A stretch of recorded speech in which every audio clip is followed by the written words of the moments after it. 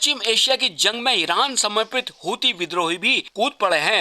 युद्ध शुरू होने के बाद पहली बार हूती विद्रोहियों ने यमन से इजराइल पर मिसाइलें दागी। इससे युद्ध के और भड़कने का खतरा बढ़ गया है।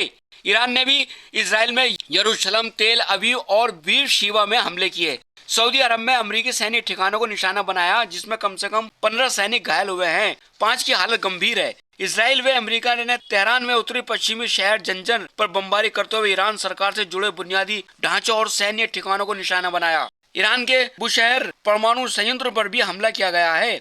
हूती के ब्रिगेडियर जनरल याहा सरी ने विद्रोहियों के अल मसीरा उपग्रह टेलीविजन स्टेशन पर कहा कि दक्षिणी इजराइल में सैन्य स्थलों पर बैलिस्टिक मिसाइलें दागी गई हैं। हालांकि इजरायली सेना ने कहा कि उसने मिसाइलों को रोक दिया है। युद्ध में हूती विद्रोहियों के उतरने से आशंका है कि वे फिर से लाल सागर गलियारे के गुजरने वाले जहाजों को निशाना बनाएंगे। इससे कारोबार और भी खराब हो सकता है।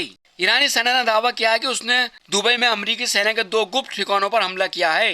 ईरानी सेना ने कहा, खाड़ी देशों में हमले के बाद अमेरिकी जवान गुप्त ठिकानों में छिप गए थे। दोनों ठिकानों में अमेरिका के 500 से अधिक जवान थे। ईरानी सेना ने अमेरिकी जवानों को छिपने के स्थानों पर सटीक मिसाइलों व ड्रोन हमले कर भारी नुकसान पहुंचाया। ईरान ने सऊदी अरब के प्रिंस सुल्तान एयर बेस पर अमेरिकी ठिकाने पर 6 मिसाइलों और 29 ड्रोन से हमले किए। इसमें कुछ विमानों को भी नुकसान पहुंचा है।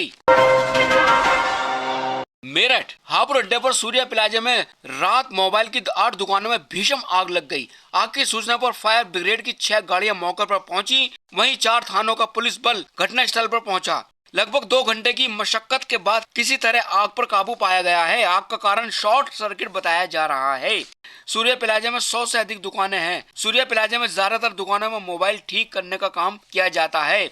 दुकानदारों ने बताया कि रात वे दुकान बंद करके घर चले गए थे। लगभग 10:30 बजे सूचना मिली कि शॉर्ट सर्किट से दुकानों में आग लग गई है। सूचना मिलने के बाद दुकानदार घटनास्थल पर पहुंचे। दुकान के अंदर से काला धुआं निकल रहा था। आग की लपटों ने भयानक रूप ले लिया। सूचना पर पहुंची पुलिस ने दुकानदारों व स्थानीय लोगों की मदद से दुकानों के शटर खुलवाए।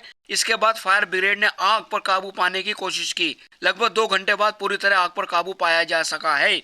मौके पर लोगों की भीड़ इकट्ठा हो गई। सड़कों पर जाम के हालात बन गए। पुलिस ने सड़क पर खड़े लोगों को समझाकर किनारे किया। FSO RK सिंह का कहना है कि सूचना पर फायर ब्रिगेड की गाड़ी मौके पर पहुंच गई थी। आग में कोई जनहानि नहीं हुई है।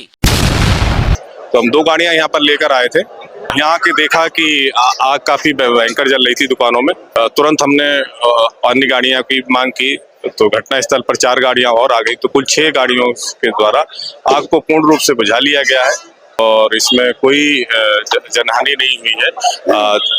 काफी दुकानें हैं।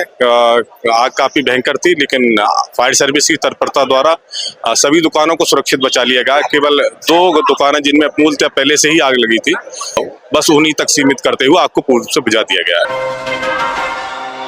हस्तिनापुर अकबरपुर गढ़ी की बंगाली कॉलोनी में बेटे संजय ने शनिवार सुबह 11 बजे अपनी मां निर्मला की गला दबाकर हत्या कर दी।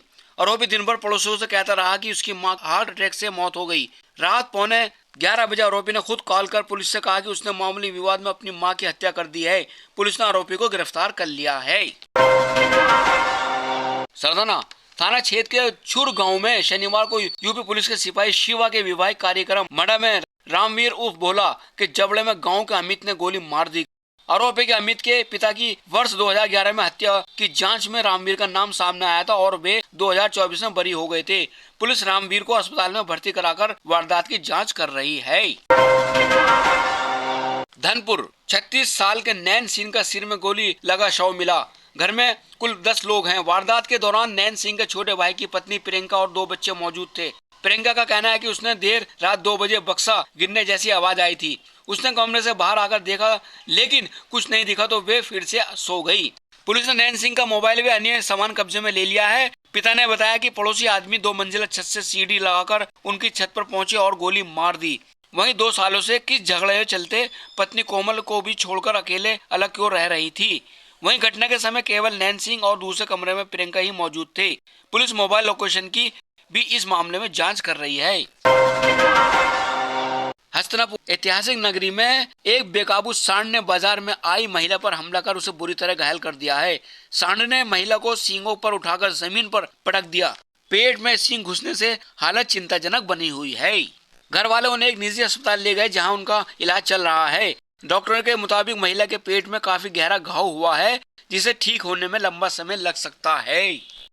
दोस्तों आज बस इतना ही, बाकी फिर लेकर आते हैं आपके लिए नए नए ताजी खबरें। तब तक बने रहिएगा अपने चैनल स्टार टाइम्स लाइव के साथ।